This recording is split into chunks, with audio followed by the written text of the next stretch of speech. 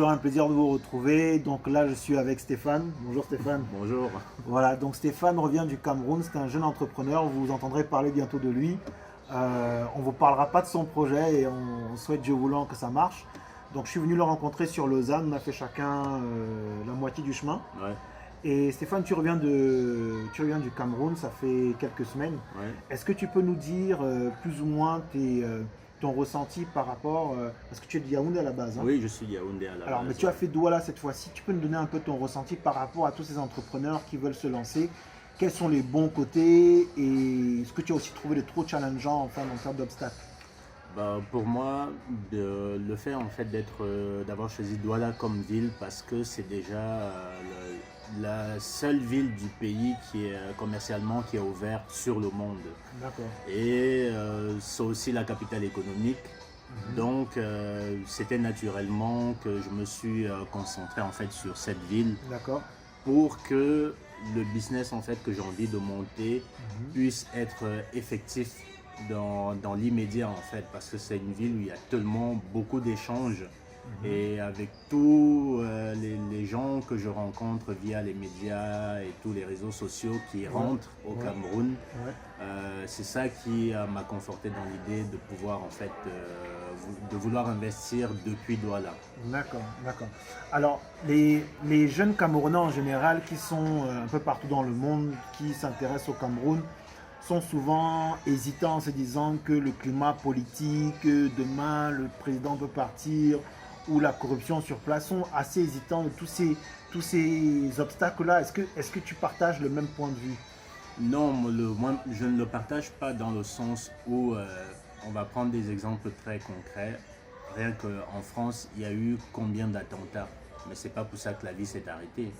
Donc, ou un autre pays comme la Côte d'Ivoire qui est sorti de 10 ans de guerre, aujourd'hui, c'est le pays d'Afrique centrale le plus prolifique et toutes les entreprises européennes se déplacent pour pouvoir investir là-bas. Donc, pourquoi pas le Cameroun, sachant que nous, on n'a jamais connu la guerre et que malgré le climat politique, si on peut dire ainsi, Oui, ça n'empêche pas que les affaires continuent à être prospères en fait. Donc d'accord. moi, ça m'a pas du tout effrayé. Le seul truc, c'était en fait de pouvoir trouver un bon partenaire pour pouvoir travailler avec en fait. C'était ça mon temps de réflexion. Et D'accord. aujourd'hui, j'ai eu la possibilité justement de rencontrer l'entreprise ADPM qui est déjà depuis un certain moment au Cameroun et fort de son expérience de la part déjà du créateur qui a déjà tenté l'expérience et que c'était concluant, c'est ça qui m'a poussé à me lancer. D'accord. Merci. Alors, un autre point que je voulais quand même te demander, c'est quels sont ces obstacles et qu'est-ce que tu as trouvé vraiment de très challengeant en allant au Cameroun quand tu t'es lancé dans tes activités? La première difficulté en fait c'est l'administration parce que même si les choses sont faites pour pouvoir améliorer la situation, mais l'administration est encore très lente et d'où l'intérêt justement d'avoir des partenaires fiables qui connaissent le tissu économique. Pour quelqu'un qui ne vit pas sur place comme moi, c'était très important justement d'avoir des partenaires sérieux pour pouvoir faire face aux contraintes administratives en fait. Ok. Donc vraiment la lenteur administrative. Voilà, c'était ça D'accord. le premier barrage D'accord. que j'ai eu dans ma tête en fait. D'accord. Parce que finalement sur place, une fois qu'on y est, Je vais te reposer maintenant des questions beaucoup plus dans le sens de qu'est-ce que tu as trouvé de coûteux en allant au Cameroun? Est-ce que c'était bon déjà, est-ce que tu as été trop confronté à la corruption? Est-ce que c'était le transport? Est-ce que c'était à chaque fois de mettre la main à la poche? Qu'est-ce qui a pour toi été quand même assez dur à encaisser? le plus dur à encaisser en fait c'est les imprévus. Parce que il y a toujours quelque chose qui fait, qui fait en fait qu'on doit toujours mettre la main à la poche. D'accord. Donc c'est des petites sommes, Tu peux mais toujours planifier, ouais, ouais, organiser voilà. ton... C'est pas comme ici que si tu as prévu ça ou tel budget pour ci ou pour ça, c'est exactement ce qui va sortir. Et c'est surtout ça, moi, vraiment, qui m'a aussi embêté. C'était de devoir mettre la main à la poche pour le moindre truc. En fait, tout est payant. Ça, on ne va pas se le cacher. Le Cameroun, c'est cher, mais pour pouvoir gagner, il faut investir. Ça, c'est la base. Merci bien pour toutes les informations que tu nous donnes, Stéphane. Moi, je vais te poser une question qui serait utile pour tous ces jeunes entrepreneurs camerounais qui veulent se lancer. Il y en a certains parmi eux qui ça fait 10 ans, 5 ans, voire plus, qui n'ont jamais été au pays et qui aujourd'hui sont complètement déconnectés ou ont juste des échos. Je voulais te poser la question de savoir qu'est-ce que toi tu donnerais comme conseil à ceux qui veulent se lancer. Déjà, est-ce que tu peux balayer en gros les domaines qui sont porteurs et surtout comment le monsieur ou madame lambda qui veulent se lancer devrait se préparer? Moi, la première chose, en fait, je pars de mon expérience que pour moi, pour m'y être préparé, j'ai beaucoup fait en fait de l'information. Il faut se former. C'est la première des choses parce que on ne peut pas arriver dans un domaine sans avoir un minimum de connaissances, même si on n'a pas les moyens physiques d'être sur place. Il faut se former et s'informer. Moi, c'est d'abord le travail que j'ai fait depuis près de 3 ans. Je me suis informé et je me suis formé et regardé aussi plein de reportages sur ceux qui sont déjà sur place, sur les difficultés qu'ils ont et sur les domaines qui sont porteurs que moi j'ai pu relever, qui était en premier l'agriculture. Ça, c'est toujours le basique du basique. Parce qu'il faut savoir qu'aujourd'hui au Cameroun, on n'exploite même pas 30% des terres arables qu'on a. Donc le domaine de l'agriculture est très porteur.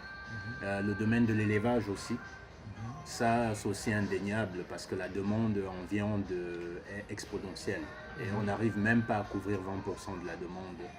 Et il y a ça, et puis aussi le domaine de la transformation.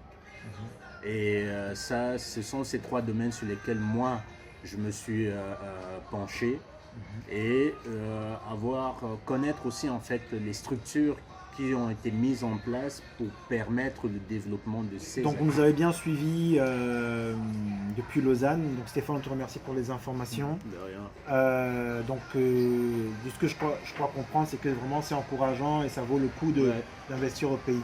Maintenant, la société ADPM, tu nous en as parlé, ils sont plus ou moins au courant que nous accompagnons la diaspora, les jeunes entrepreneurs camerounais et africains aussi, voire même étrangers, à se lancer au Cameroun. On est dans les études, dans l'implémentation et le suivi justement de projets.